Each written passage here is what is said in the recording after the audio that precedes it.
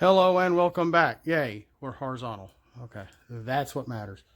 Whoa, boy, that was in your face. Now I will. Whoa, if I bump that, the whole thing moves. Crap. Now, I hope you can hear me down here. I don't have a good mic, but this is Grillenheimer. Thanks for coming back. I thought to myself, I started pinning this guy a little bit and realized maybe I should video a little bit as I do this. And what I'm going to do, I'm actually going to talk, reveal a little bit about myself. It's, well, not, how can I say this? I'm not revealing who I am exactly. If you know who I am, that's fine. The Transformer fan base is huge, young and old. We're just a variety of ages. My cousin and I, well, I'm not really a collector anymore. He still is. He got me a Siege Ratchet for Christmas, the Walgreen. I've mentioned that before. The Walgreen exclusive. Did I pin that right? And I got him a little something. What did I get him? I forgot.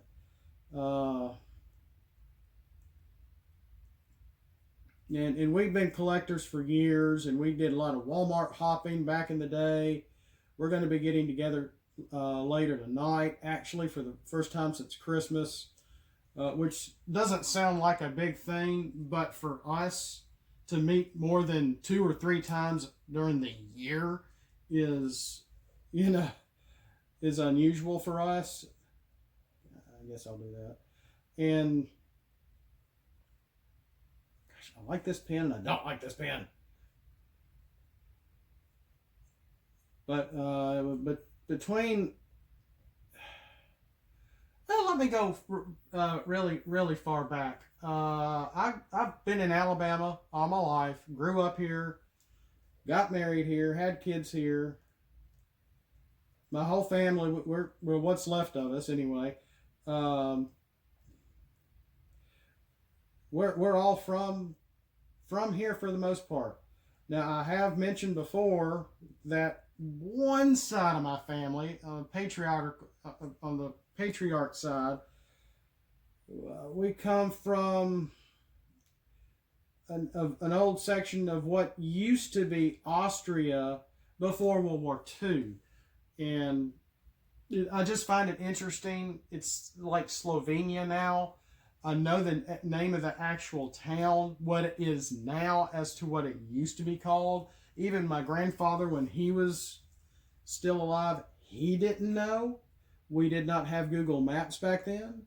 I mean, I can see the actual shot of the town from overhead in the valley on the top of the mountains up there. And the layout is about exactly the same as an old drawing I found, hand-drawn drawing of the village from 60, 70 years ago. It's amazing.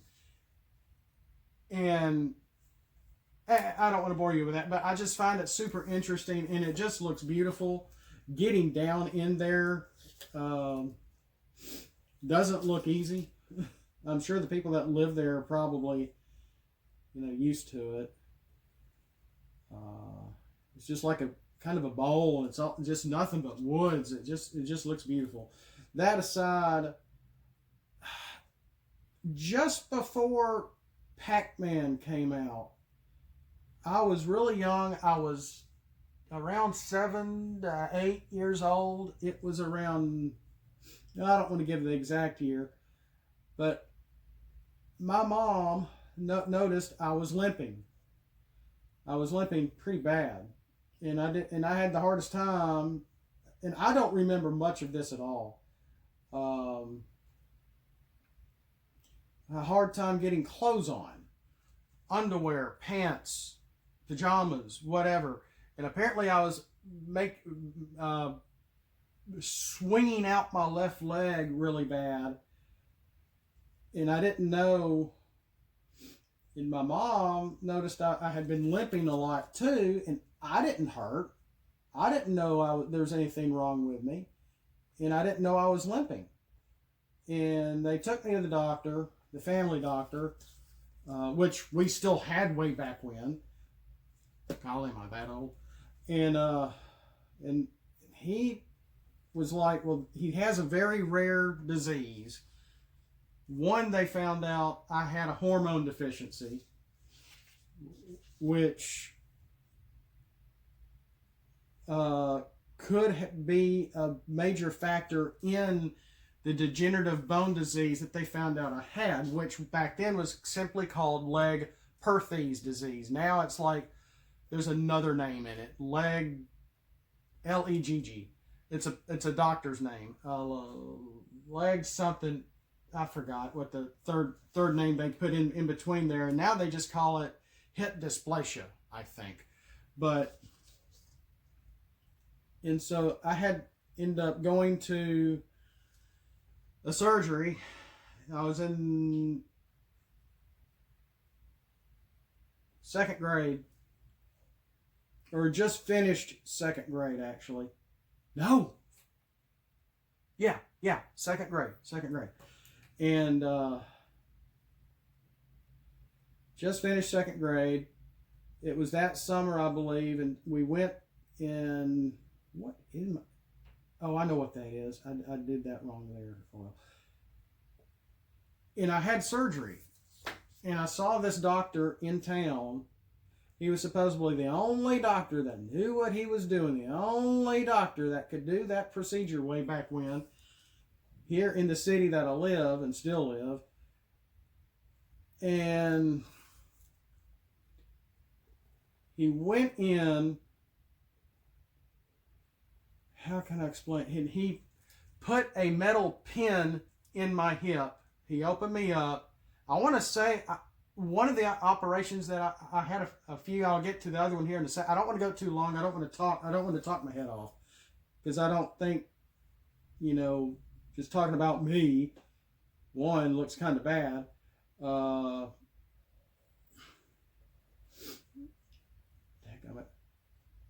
on, ink.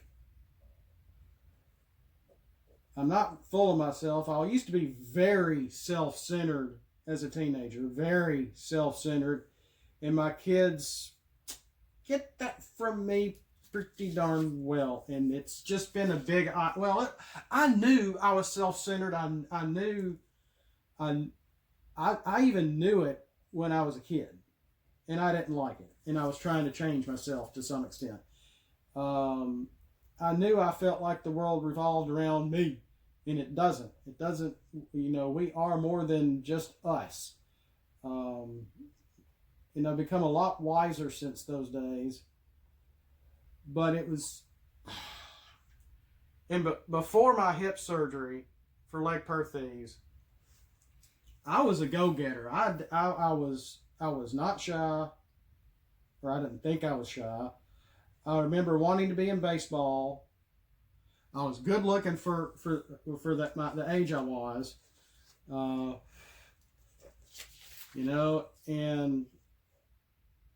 if life was fun. It was the end of the 70s, turn of 1980 or so. Like I said, Pac-Man had not quite come out, or maybe it had. Just a swinging. Those shirts were in style. Panama Jack shirts were a big thing. The big striped Coca-Cola shirts, not quite. But those were big also later.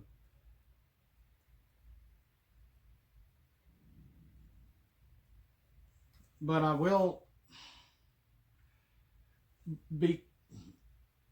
was a go-getter. I was a daredevil. I did a lot of stupid things on my bike. And I was less than 10 years old, and I was not watched that great. I have an older brother. He was supposed to be watching me. He rarely did. Sometimes over the summer we do some stuff together, sometimes, but My best friend who lived right next door, we were on our bikes. We were outside all the time. We biked everywhere. We played in the sewers. Well, it wasn't a sewer; it was a drainage ditch. It's all covered up now from the last time I was there. But we played in there, up and down. Just had a blast. Surprised. I mean, it was I guess God was really watching out for us because we never saw snakes. We never saw a single snake playing up and down that water stuff. And it was really basically water runoff, but we did not have septic tanks back out there. That was out in the county, not in the city, and blah blah blah. Anyway, I'm going on a tangent here, and I don't want to go on too long. Yeah, you said that already. I know. They went in, they put a pin in my hip. Let me get back on focus, on track, and put me in a body cast. So I was on the floor a lot, and on a bed, and they brought my bed down into the den, and in the body cast, it went from, oh gosh,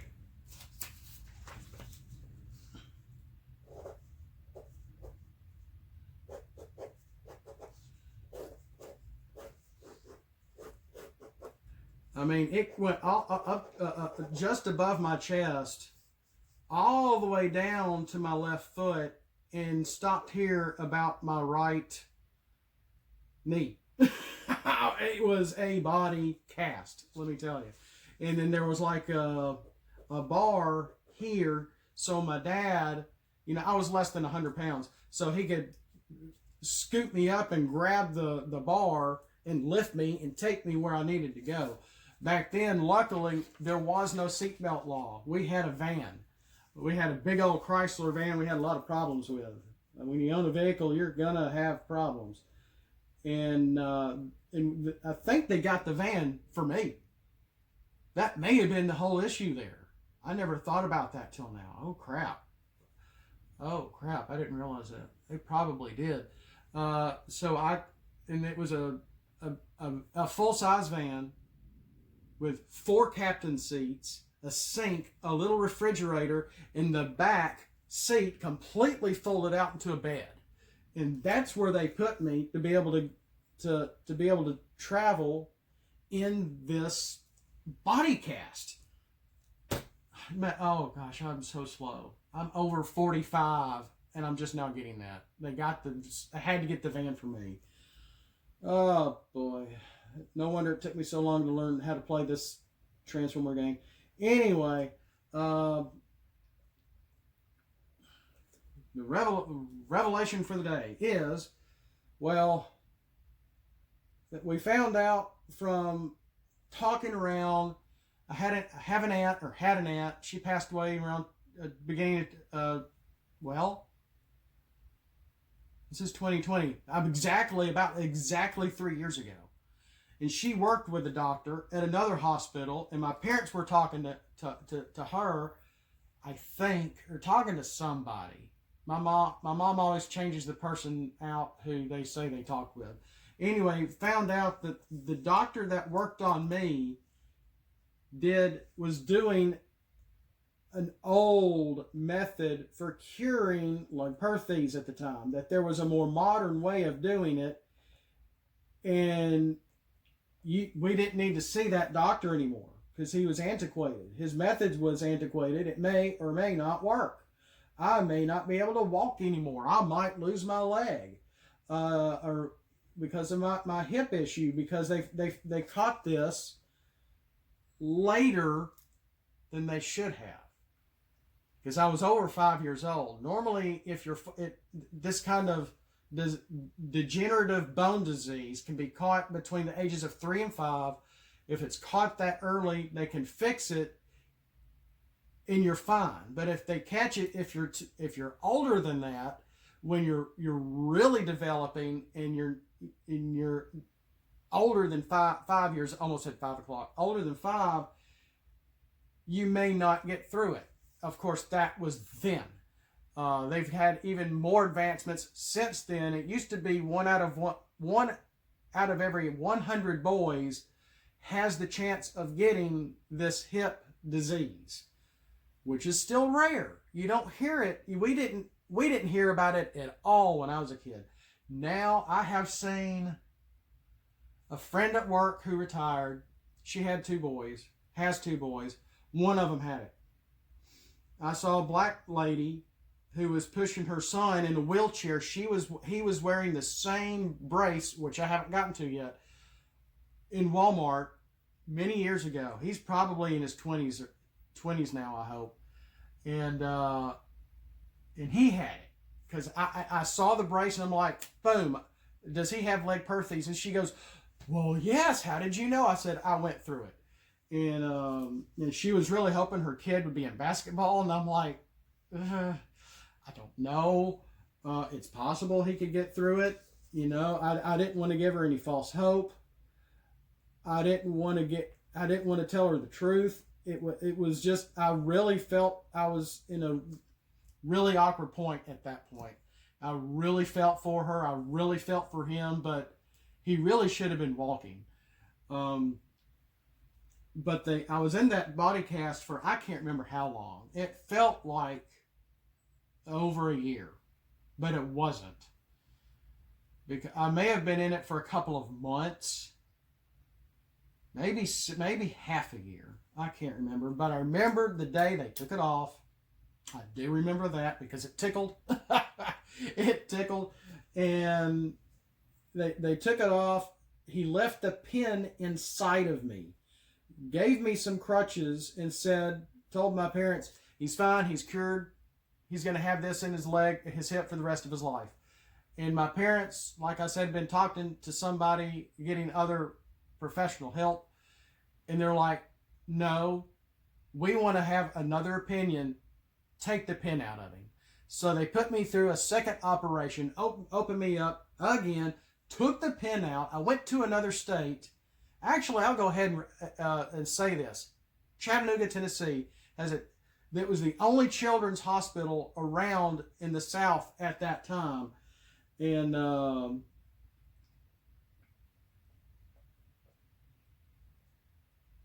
sorry. I'm trying to do this at the same time I'm talking. And I probably should just be concentrating on Chief Dosserbot here. I hope this is recording. I have no idea. But I went and saw another doctor that knew, and he looked at me, he checked my x-rays, and he instead, again, I was bedridden. I was in traction in the hospital in Tennessee, possibly that whole winter. I can't remember. But I remember, I don't want to get wrapped up in my time frame here, because I remember missing part of second grade, part of third grade, kind of being homeschooled, and they'd bring my books home, and I remember being in the den and in a bed in the den doing math homework and English and stuff, and bopping a ball back and forth with my dad. No, a balloon. It was one of the balloons left from the hospital that had a little bit of air, and we'd bop it back and forth. And every time, well, I'm getting ahead of myself. I don't want to go too much longer. I don't know how long I've gone on. Probably 10 minutes or more. But like I said, I was in Chattanooga. I almost gave the doctor's name. I don't know if he's even around anymore. I couldn't find him. I found I'd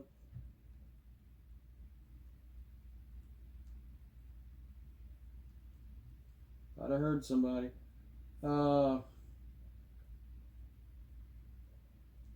found a hospital, and they took my raccoon puppet, and they to use it as a template for their squirrel mascot for the children's hospital. I remember that. But I was in traction for a while, and they had my my left leg hoisted up, and I felt ridiculous. And again, I'm having to use a bedpan and all this other mess. And I'm like 10 years old, you know, or 9 to 10 years old, somewhere in there. And people would come visit. I was getting, I'd get cards from the kids at school. My friends were missing me, and I've got a picture of that. And I had a stuffed Garfield and all sorts of neat stuff. And it was a neat time. And through it all, I considered myself saved because at a very young age, I thought I asked Christ into my heart because I feared death. When a great uncle of mine passed, but I was only like 4. And I don't see how I can remember that at 4. But, and I've mentioned that in a previous video.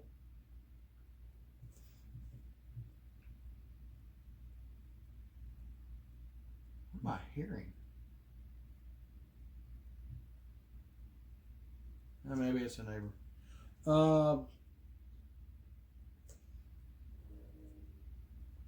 That's a train. Oh, concentrate, dude. But we...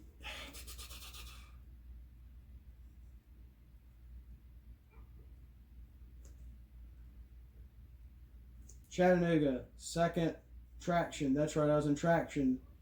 And the kids' family would show up. My friends sent me cards. Missed a lot of school. It was a different atmosphere in that children's hospital, let me tell you, for my age. It was wonderful compared to the hospital I was at here in town, which it was a nightmare. Oh my gosh. They were always, well, I mean, both places were always giving me shots or taking for, I don't know if they were taking blood samples to watch my blood sugars or what it was, but I would get a blasted shot in the arm about every single day, especially the one downtown. Oh gosh, I didn't. And so that hospital just gave me nightmares. And the needles back then were not as forgiving as the ones we have now. And having that done every single day. And the black lady was so nice. I wish I could remember her name. And she always, Ruby, maybe? No. Yeah, since I was a kid, she always knew what flavored popsicle I wanted once she got to know me pretty well. And she was so sweet. She was just so sweet. All those ladies were really good to me at both hospitals. They really were. But I was in traction for what seemed like, again, forever. It was probably just a couple of months. I just don't remember. And then after that, and back then we didn't have physical therapy. No, there was hardly any physical therapy. At the one downtown, I was in the body cast. They took me out of the body cast after half a year or something. And the physical education was this lady having me go up and down these steep stairs in the hospital. And my mom was just beside herself like, what the blankety blank are you doing? She doesn't curse really, but well, she does from time to time. And the lady was like, this is what we do. Well, and she had me go up the stairs a few times, a few days, and that was it. You know, it. But at the children's hospital in Tennessee was a little better, but not much. They just walked me down the hall, and I clung with my life on that wall, and I went down the wall every day, and it was like a big achievement if I could walk to the children's library at the other end. That was when they're like, okay, you're doing well. Because, I do remember. And I remember that time when I got out of traction and I was able to finally get out of that bed. My dad was on one side, the doctor was on the other. They're like, okay, get off the bed and stand up. Thud. I went straight down, and they grabbed me before I fell to the floor. Boy, you lose your muscle mass when you're just doing nothing for too long. So don't sit and doing nothing for too long. Let me tell you guys, you lose your muscle mass. Always stay busy. And I've been trying to do that too, even at my age, in my condition, and it's still a little rough because when you get older, you start losing muscle as well. And it's just a never-ending cycle, guys. So really try to stay healthy. I'm not really trying to be full of myself. I'm not trying to talk about myself to just say, "Hey, look at me." I'm trying to do this in a way to educate you to say, take care of yourselves. So when WotC at the end of every his videos, he always says that, but he sounds very genuine. He has a family of his own, and if you saw some of my earlier videos, you know what I've been through to some extent. You know my mindset. You probably still think there's something wrong with me, and that's completely fine. But that there is a choice. There is a Christ. We do have a Messiah, and it was through him that got me through both of my surgeries. Let me tell you. I had some issues, but not really. Everybody was just like, they couldn't believe my good disposition. I never complained. I had a whole lot of unwanted attention on me, and I didn't like it. You would think, oh, wow, I bet you soaked up that attention. No, I didn't. I did for like the first day, week maybe. After that, I got tired of it. I really got tired of it. I could not be a celebrity because I do not like everybody just, I don't like it. Why are you doing this now? Because this is different. This is a lesson in humility, in a little bit of an expression of my faith, my experience, and where it comes from. Okay, and it was with him that got me through all that. Before I had, and even back then, I don't think. Because nowadays they ask you, before you go into big surgery like that, they ask you this not cryptic, like, are you ready to die? What would you do if you die? What is your something like, or something about death? And they didn't do that with me, but I did pray, and I think my mom prayed with me, and I do have a vague recollection of waking up in the middle of one of my operations. And I couldn't feel anything. I remember trying to move. They had to get me back down and put me back out again. And I thought I remember seeing the inside of me a little and going, whoa, that's cool. And I got knocked out again.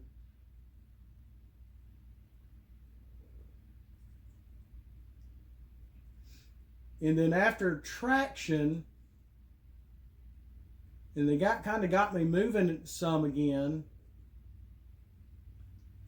They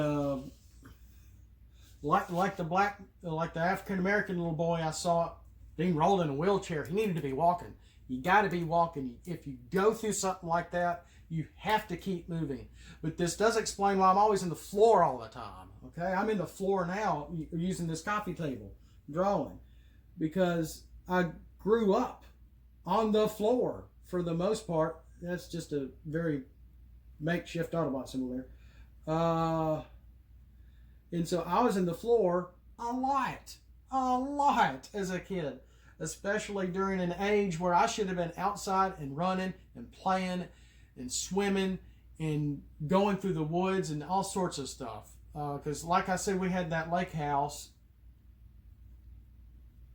and that was my focus. It's gone now from our family. But try not to get emotional here. But that was my focus. That Jesus, my family, in that place, it was a focus. And it kept me going. And I just knew I was going to wake up every day. And I did. And sometimes my hip hurt. Sometimes it didn't. And sometimes it hurt to walk.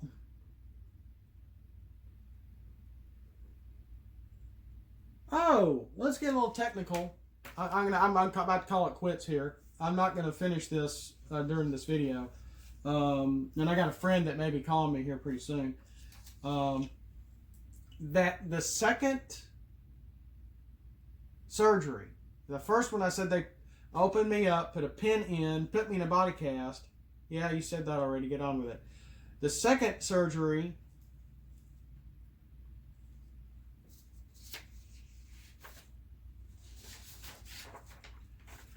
okay, was different. Okay, where my bot's here, I can draw over here. You have your hip joint, okay? And it goes like this. That's wrong. Your hip joint's here, and here's your leg. Well, they took a piece, they opened me up, broke off a piece of bone off the flared part of the hip, and wedged it in here, and then put me in traction, which lifted my leg up like this as I was growing during that time frame to try to get the blood flow back to the joint. Because that's the key to this degenerative bone disease. It's bad circulation. It's a hormonal issue, I believe. And its lack of blood flow to the hip joint. So therefore, the bone, the ball of the bone starts going bad and starts coming out of socket. And if it's not in socket, it can't do what it's supposed to do. And that's why my leg was all kind of all over the place and hard to put clothes on, etc. I should have gone over that before. I apologize. But it's a blood flow thing. And now that I'm diabetic, supposedly, I've been keeping my, reminds me, I gotta eat breakfast, I gotta eat something. I'm gonna have to cut this pretty short. Then I am hungry. Are you hungry?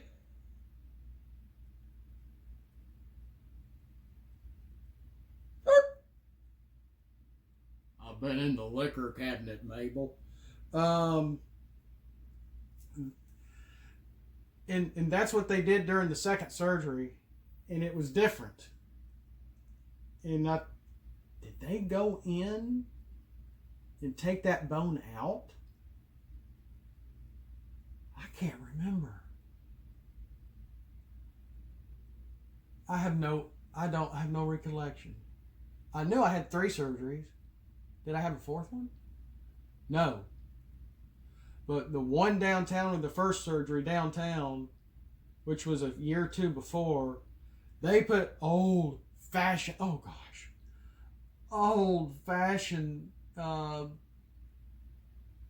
thread stitches on me. I still have the scar to prove it.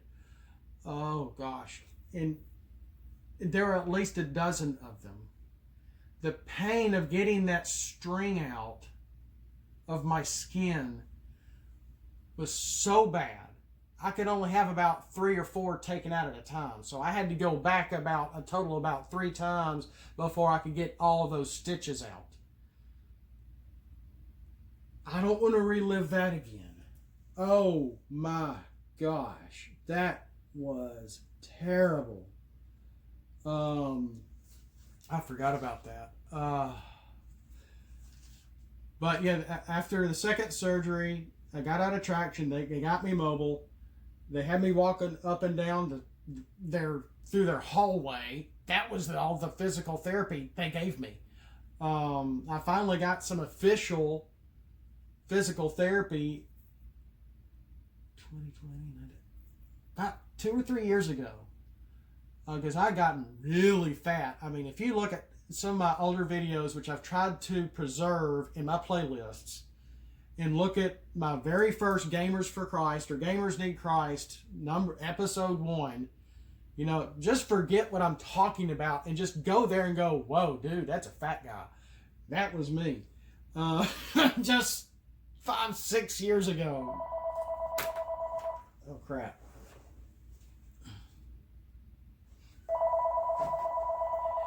I better get this, and we'll see you next time.